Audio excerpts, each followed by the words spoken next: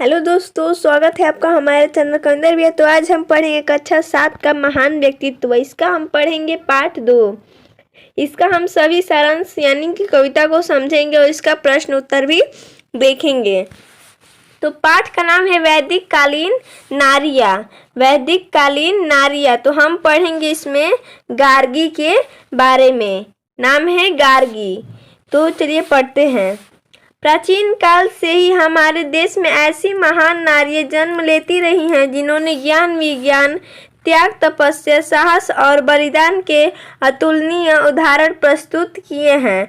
जिन्होंने अपने त्याग से यह बता दिया कि अगर बालिकाओं को शिक्षा के अवसर प्रदान किए जाए तो वे पुरुषों से किसी भी प्रकार कम नहीं साबित होंगी।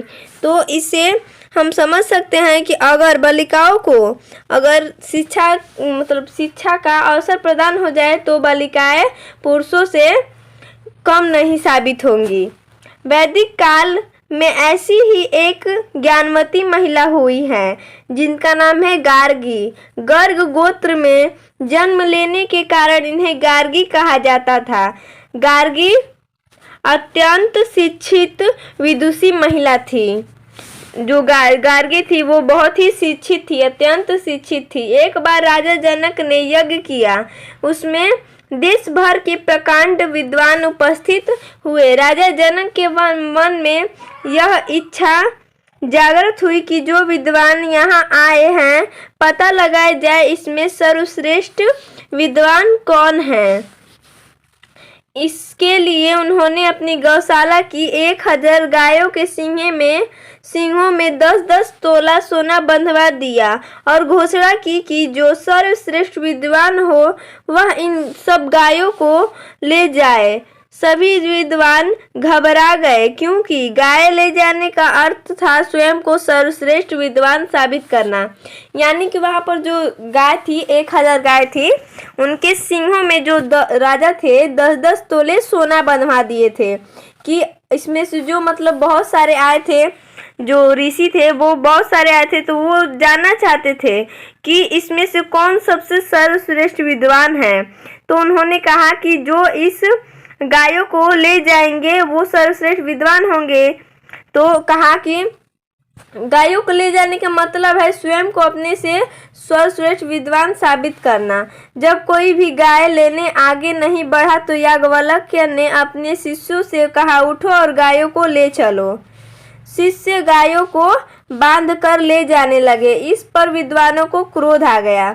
जब जो वहीं पर थे याज्ञवल्क्य नाम के, वो अपने शिष्यों से कहे कि उठो और गायों को ले चलो। तो अगर वो आगे बढ़े यानी कि वो सर्वश्रेष्ठ है तो सभी विद्वान थे वो क्रोध में आ गए। उन्होंने बिगड़कर याज्ञवल्क्य से पूछा, क्या तुम इतनी बड़ी सभा में स्वयं को सबसे बड़ा विद्वान समझते हो? याज्ञवल्क्य ने विनम्रता पूर्वक उत्तर दिया, यह बात नहीं है। यहाँ उपस्थित सभी विद्वानों को मैं प्रणाम करता हूँ। मैं गाय इसलिए ले जा रहा हूँ क्योंकि मुझे इनकी आवश्यकता है। फिर क्या था? सभी विद्वान चिल्ला उठे, हमसे शास्त्रार्थ करो। याज्ञवल्क्य इस बात पर सहमत हो गए और विनम्रता पूर्वक सभी विद्वानों के प्रश्नों का उत्तर देने लगे। यानी कि जो विद्वान थे वो कहे कि हमसे शास्त्रार्थ करो। याज्ञवल्क्य इस बात पर जैसे वो राजी हो गए। चलिए, तो उन्होंने जो विद्वान थे वो याज्ञवल्क्य से प्रश्न करने लगे। तो धीरे धीरे सभी विद्वान प्रश्न पूछकर चुप हो गए। अंत में गार्गी ने कहा, वहीं पर गार्गी भी थी, तो उन्होंने कहा, राजन आज्ञा हो तो मैं भी प्रश्न करूं। राजा जनक ने आज्ञा दे दी। गार्गी ने याज्ञवल्क्य से प्रश्न पूछना आरंभ कर दिया। गार्गी के प्रश्न अत्यंत पैने तथा गहन अध्ययन पर आधारित थे। प्रश्नों को सुनकर विद्वत मंडलियां मन ही मन गार्गी के ज्ञान की सराहना करने लगी। अंततः एक प्रश्न ऐसा आया जिस पर याज्ञवल्क्य रुक गए और उत्तर न दे सके, किंतु गार्गी अत्यंत बुद्धिमती थी। जो गार्गी थी वो बहुत ही बुद्धिमती थी। वह नहीं चाहती थी कि किसी विद्वान का अपमान हो, और वह भी याज्ञवल्क्य जैसे परम विद्वान का।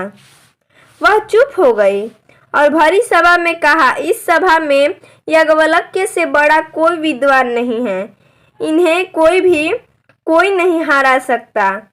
सारी सभा गार्गी की विद्वता और उदारता की मुक्त कंठ से प्रशंसा करने लगी। ज्ञान और उदारता की ऐसी बेजोड़ प्रतिभाएं निश्चय की ही हमारे देश का गौरव है। हमने इसमें पढ़ा गार्गी के बारे में। अब हम पढ़ेंगे अपाला के बारे में। चलिए अपाला पढ़ते हैं। महर्षि अत्रि की पुत्री अपाला अद्वितीय सुंदरी और बुद्धिमती थी। एक बार प्रभात काल में स्नान करते समय उसकी दृष्टि अपने पैर पर गई, जहाँ छोटे छोटे सफेद दाग दिखाई दे रहे थे। अपाला उन दागों को देखकर चकित और चिंतित हो उठी। तभी से अपाला स्नान के समय प्रतिदिन उन दागों को ध्यान से देखती थी और विस्मय में पड़ जाती थी, क्योंकि दाग धीरे धीरे बढ़ते हुए चकत्ते का रूप धारण कर रहे थे। उन्होंने यह आसानी से समझ लिया कि ये साधारण दाग नहीं है, श्वेत दाग है। जब अपाला प्रभात का समय था, यानी कि जब सूरज उगते हैं उसे कहते हैं प्रभात, उसी समय जब अपाला स्नान करने गई थी तब उनकी वो देखी कि उनके पैर में छोटे छोटे सफ़ेद दाग दिखाई दिए। तो जो अपाला थी वो चकित हो गई। तो जब वो जब जाती थी स्नान करने तब उन सफ़ेद दागों को देखती थी, तो वो विस्मय में पड़ जाती थी, क्योंकि जो दाग थे वो धीरे धीरे बढ़ते हुए चकत्ते का रूप धारण कर रहे थे। उन्होंने यह आसानी से समझ लिया कि ये साधारण दाग नहीं है, श्वेत दाग है। अपाला ने कई बार सोचा कि वह उन दागों की चर्चा अपने पिता से कर दे, किंतु वह ऐसा नहीं कर सकती। वह उन दागों को हमेशा छिपाए रहती थी और इसके बारे में किसी को नहीं बताती थी। अपाला जब विवाह के योग्य हुई तो अत्रि को उसके विवाह की चिंता हुई। संयोगवश वेदों की ज्ञाता विद्वान कृशस्व ने अतिथि के रूप में अत्रि के आश्रम में प्रवेश किया। अपाला ने अतिथि कृशस्व के खान पान का उचित प्रबंध किया। अपाला के सौंदर्य और व्यवहार कुशलता से मुग्ध होकर कृशस्व ने अपाला के साथ विवाह करने की इच्छा प्रकट की। महर्षि अत्रि ने प्रसन्नतापूर्वक अपाला का हाथ कृशस्व के हाथ में दे दिया। विवाहोपरांत अपाला कृशस्व के साथ उनके आश्रम में चली गई। दिन बीतने के साथ ही अपाला के शरीर के सफेद चकत्ते भी बढ़ने लगे। अपाला बड़ी चतुराई से उन्हें कृशस्व से भी छिपाए रहती थी। जो उसके पैरों में जो सफेद सफेद दाग हुए थे वो तो जैसे दिन बीते गए वैसे वो चकत्ता बढ़ता जाता था। तो जो अपाला थी वो बहुत ही चतुराई से अपने यानी कि कृशस्व से भी छिपाए रखती थी। एक दिन कृशस्व की दृष्टि उन सफेद चकत्तों पर जा पड़ी। तभी से वह अपाला को उपेक्षा व तिरस्कार की दृष्टि से देखने लगा। अपाला को यह समझते देर न लगी कि उनके पति उनको अपने साथ नहीं रखना चाहते हैं। जो उनके पैरों में सफ़ेद दाग हो गया था तो वो छिपाए रखती थी, फिर भी एक दिन जो उनके पति थे उन दागों को देख लिए तो वो अपने पत्नी जो अपाला थी उन्हें उपेक्षा व तिरस्कार की दृष्टि से देखने लगे। फिर भी अब अपाला को यह समझते देर नहीं हुई कि पति उनको अपने साथ नहीं रखना चाहते हैं। जो उनके पति थे वो समझ गई कि जो उनके पति हैं वो अपने साथ उनको नहीं रखना चाहते हैं। पति से अपमानित होकर अपाला अपने पिता के आश्रम में पुनः चली गई। उन्होंने रूधे हुए कंठ से सभी बातें अपने पिता को बता दी और कहा कि उन चकत्तों के कारण उनके पति ने अपमानित कर अपने आश्रम से बाहर कर दिया। जो अपाला थी वो अपने पिता से सब बातें बताई और कहा कि उनके पति ने उनको अपमानित करके अपने आश्रम से बाहर कर दिया। इससे अत्रि बहुत दुखी हुए। उन्होंने अपाला को सांत्वना देते हुए कहा, चिंता की कोई बात नहीं पुत्री, श्वेत दाग के कारण तुम्हारे पति ने आश्रम से निकाल दिया है, किंतु पिता की गोद पहले की तरह तुम्हारे लिए खाली है। तुम पहले की तरह मेरे आश्रम में ही नहीं, मेरी गोद में रहो और इस रोग के निदान के लिए पुरुषार्थ करो। इसके लिए तुम्हें इंद्र की उपासना करनी होगी। पिता से प्रेरित होकर अपाला इंद्र की उपासना में लग गई। वह नित्य प्रेम पूर्वक मंत्रों का जाप करती और सत्तू तथा सोमरस का नैवेद्य चढ़ाया करती थी। धीरे धीरे कई माह व्यतीत हो गए। एक दिन सत्तू अपृत करने के बाद जब सोमरस की बारी आई तो सोमलता को पीसने के लिए कोई पत्थर नहीं था। उन्होंने सोमलता को अपने दांतों से पीसकर धरती पर गिरते हुए सोमरस का पान करने के लिए प्रभु से प्रार्थना की। अपाला के प्रेम और उसकी भक्ति पर इंद्र गदगद हो उठे। उन्होंने प्रकट रूप में सत्तू और सोमरस का पान करते हुए कहा, अपाले तुम धन्य हो, तुम्हारा रोग दूर हो जाएगा और तुम्हारे प्रेम और भक्ति की कहानी भी अमर हो जाएगी। इंद्र के वरदान से अपाला रोग मुक्त हो गई। उनका शरीर स्वर्ग की तरह चमकने लगा। वह प्रेम और निष्ठा के फल स्वरूप अमर हो गई।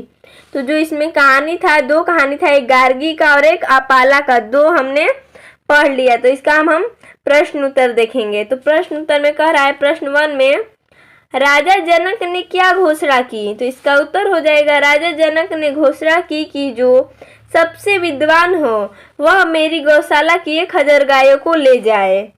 और दूसरा प्रश्न कह रहा है, इसमें प्रश्न दूसरा कह रहा है, गार्गी ने याज्ञवल्क्य की विद्वता के बारे में सभा को क्या बताया?